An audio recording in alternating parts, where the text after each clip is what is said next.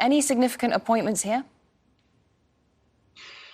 I think it's not necessarily the appointments that we should be looking at, but more the fact that we have a lot of the same faces with the same token suggestions of reform, as we saw with the appointment of Dr. Hanan Al-Ahmadi, appointed as an assistant or deputy in the Shura Council. This idea that Mohammed bin Salman is trying to promote women to senior positions. We saw this follows on from over the last year. We've seen some changes, such as the ambassador to Washington, Rima bint Bandar, for example. I think what's interesting is that because the Shura Council itself is a toothless organization. While it has some significant characters, it doesn't have much influence over decision-making or policy-making in the kingdom. What's interesting is the continuity that we're seeing in the Council of Scholars, this suggestion that the government or Riyadh or Mohammed bin Salman is content with the way that the religious authorities are operating. And we've seen some promotion of imams who have reiterated the anti-Qatar message.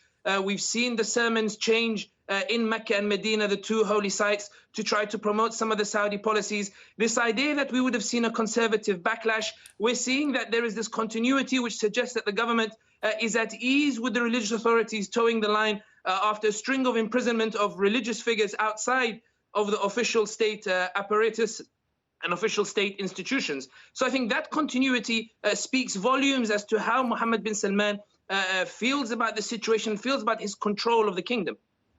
What does that suggest about the future direction of the country? I think it's important to understand that the way the country is going domestically, it's going more towards social reforms, more towards liberal reforms. There have been on Saudi Twitter today people talking about Mohammed bin Salman and this restructuring of the institutions as geared towards representing moderate Islam. And it's important to understand that a lot of the support that bin Salman gets internationally is rooted in this idea that he is engaged in the social engineering, and his message of combating radicalism and extremism resonates in Paris and Washington, even if it is very much a token message, and even if perhaps it's being implemented in very harsh, very crude measures of imprisoning people without trial and without a due process. So I think this is an integral part in Mohammed bin Salman securing that international support.